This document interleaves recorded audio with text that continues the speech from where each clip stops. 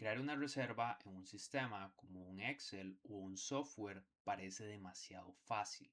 Parece que es nada más como de recuperar la información, introducirla en una fila nueva y listo. Pero es justamente ahí donde inician muchos problemas operativos en hoteles después, tanto en la parte de reservas como en el área financiera y como en muchas otras áreas. Por eso en este video te voy a mostrar un flujo paso a paso a la hora de crear una reserva para evitar muchos de estos problemas. Ok, entonces algunas aclaraciones de que vamos a ver para este video es el cómo evitar perder el control operativo en Excel y por ende del negocio. Aunque en este caso lo estoy haciendo con temática de hoteles, realmente se puede aplicar para muchos negocios. Como por ejemplo, primero, el flujo paso a paso es a la hora de crear una reserva, no a la hora de editarla y tampoco a la hora de eliminarla. En segundo lugar, voy a abarcar los pasos un poco más generales porque estos varían si, por ejemplo, el software o el sistema de información está hecho en un Excel o está hecho un software más específico para este tipo de casos. De igual forma, el Excel varía dependiendo de cómo está estructurado, porque hay varios tipos de estructuras. Y también el software especializado depende si es más como uno de estos softwares del mercado, como un software más a medida, más personalizado.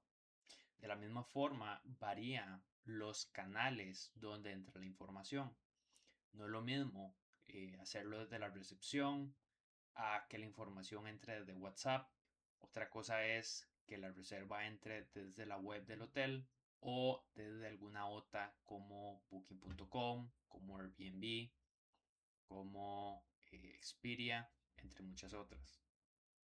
Para este caso solamente me voy a enfocar en el presencial. Los otros casos los voy a abordar en futuros videos.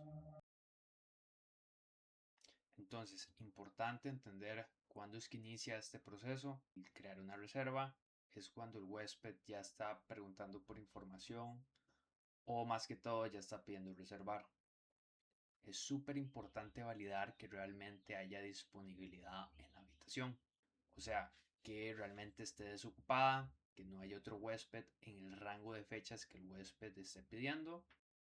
Número 2, que la habitación vaya acorde con la cantidad de huéspedes que se van a hospedar, valga la redundancia. Número 3, que la habitación vaya acorde al tipo que el huésped está pagando. Por ejemplo, si el huésped está pagando algo estándar, no darle una premium o viceversa. Si se está pagando una premium, no darle una estándar.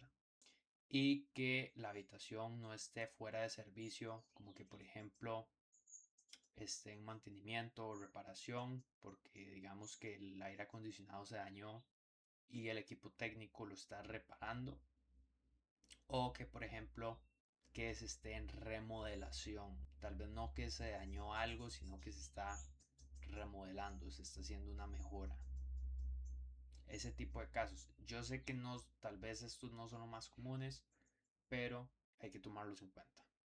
Y también validaciones en los datos. Por ejemplo, súper importante las fechas, guardarlas con el formato correcto, los montos financieros, sobre todo si se hacen pagos parciales y después hay que hacer cálculos de, ok, cuánto hace falta cobrar, si ya el huésped pagó totalmente o no, o también si hay cálculos del área financiera, más como de ingresos y gastos mensuales, anuales, etcétera.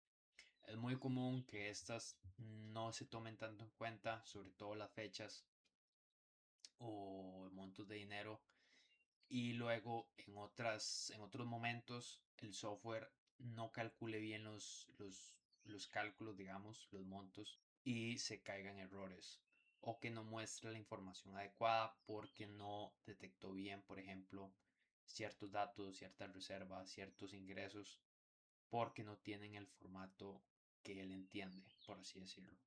Igual más adelante voy a explicar un poco mejor cómo se verían mejor estos formatos. Ahora, antes de explicar un poco el paso a paso, voy a explicar qué datos son importantes recopilar por parte del recepcionista o que el software necesita saber. Primero, lógicamente, ¿verdad? Las fechas del check-in y check-out. Aunque también he visto que algunos softwares lo que hacen es que el recepcionista no tiene que pedir la fecha final, sino que con la fecha inicial y la cantidad de noches a hospedarse, calcula la fecha final. Entonces, lógicamente es un dato que se ocupa, que el software ocupa, o bueno, que el negocio en general ocupa, pero que no se ocupa pedir. ¿Ok? Entonces eso depende. La cantidad de huéspedes para saber con qué habitación emparejarlo. En algunos casos se pide, he visto que se pide el tipo de habitación, en otros no. Como datos personales del huésped está el número legal, el identificador legal del país.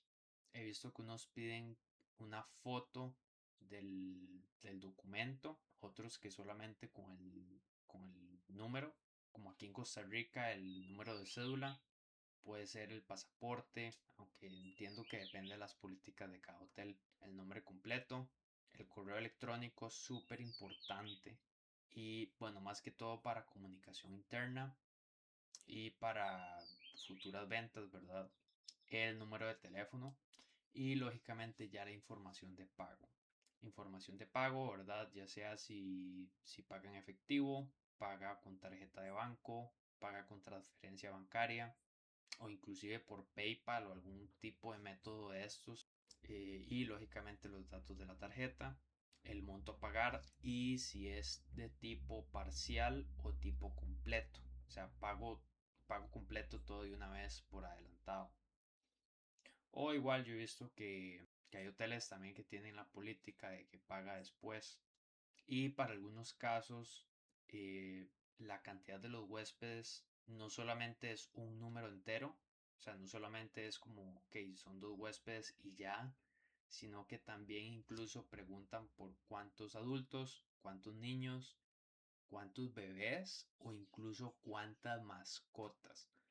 Lógicamente va a cambiar de las políticas de nuevo, pero esto es importante o es útil más que todo como para saber como qué servicios venderle o qué insumos, qué sí, productos de inventario o qué insumos proveerles y qué cantidad, cuánta cantidad.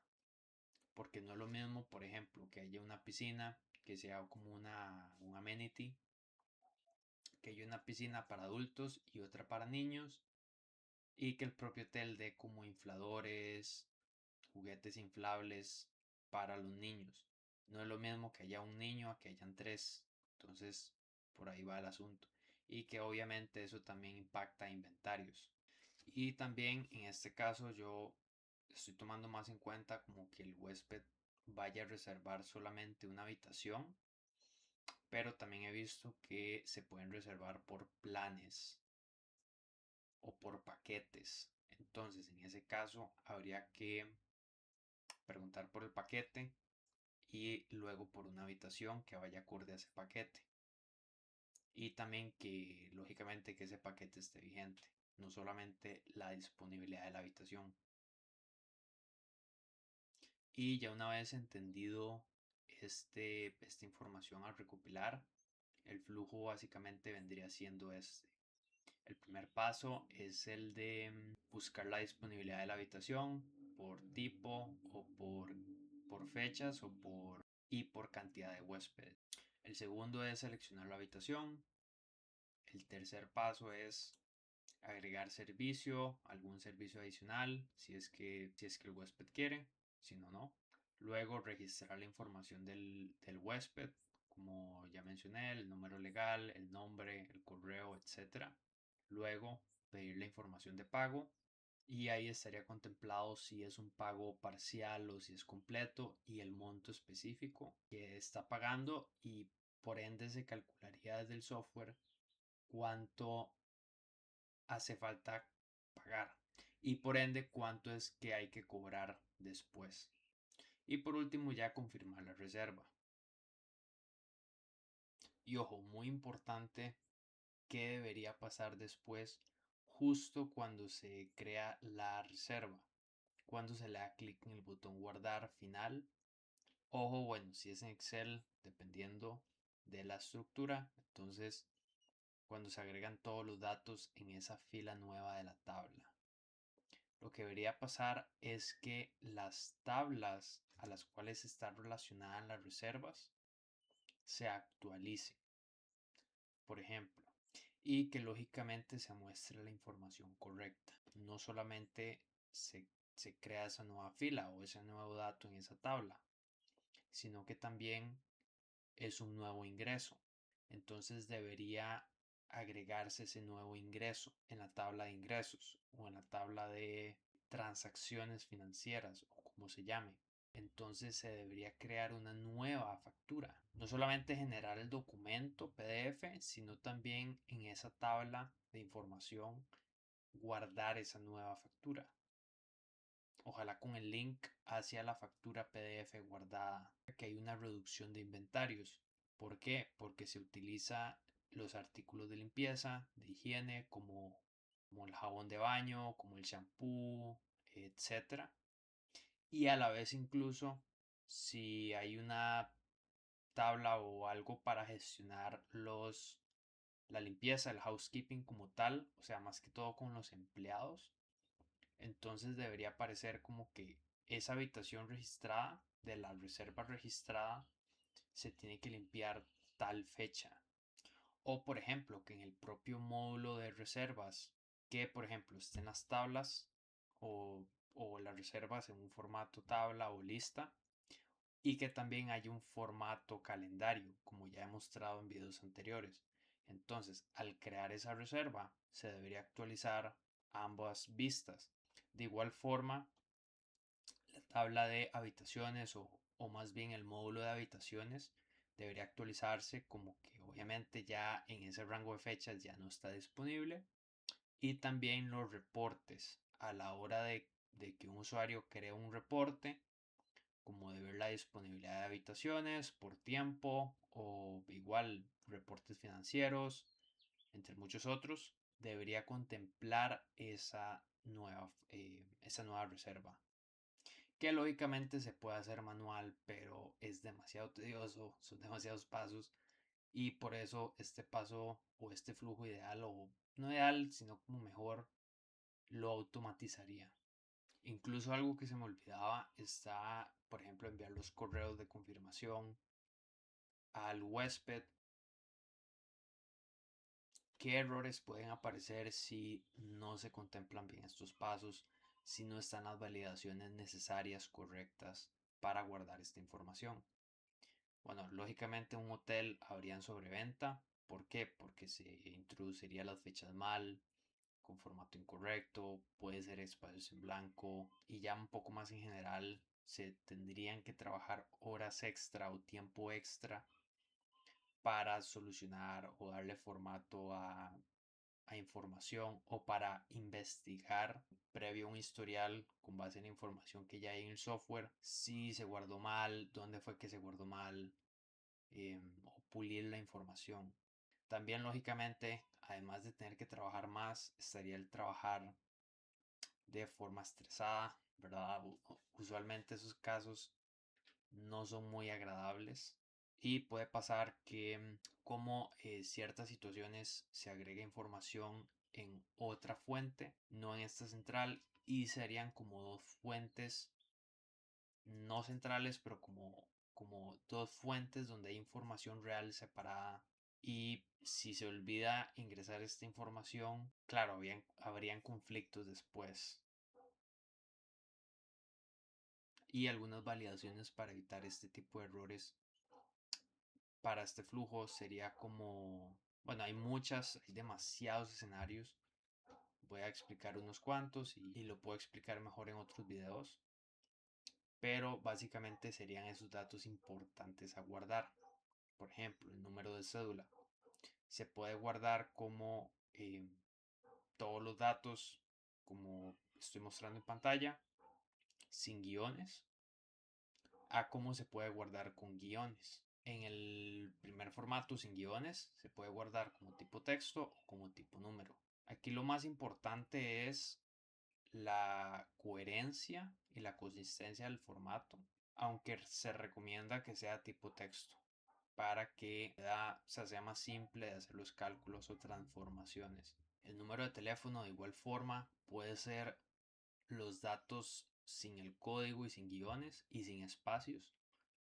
Puede ser con un espacio en el medio entre o sea, 4 dígitos, un espacio y 4 dígitos, o igual con un guión en esos dos grupos de 4 dígitos, o incluso con el código de país, en caso de que se ocupe si hay extranjeros y tienen esa línea de otro país.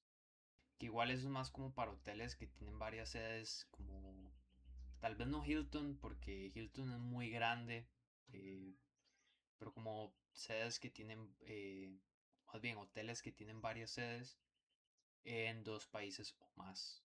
Montos de dinero, esto es súper importante porque por errores de guardado o por cálculos con formatos diferentes, es que hay muchos problemas de cálculos de montos o a la hora de mostrar los datos. Por ejemplo, lo ideal es guardarlo como tipo número con decimales y mostrarlo con un formato mal igual más simple de ver, que eso es muy importante. Una cosa es cómo se guarda en la base de datos o en la tabla del Excel o en lo que sea, y otra cosa es cómo se muestra. Igual, una cosa es guardar el monto como tal y otra cosa es la divisa o el tipo de moneda. No es lo mismo que sean dólares a la moneda local de cada país. En mi caso, Costa Rica son colones, pero podrían ser pesos mexicanos, pesos colombianos o lo que sea.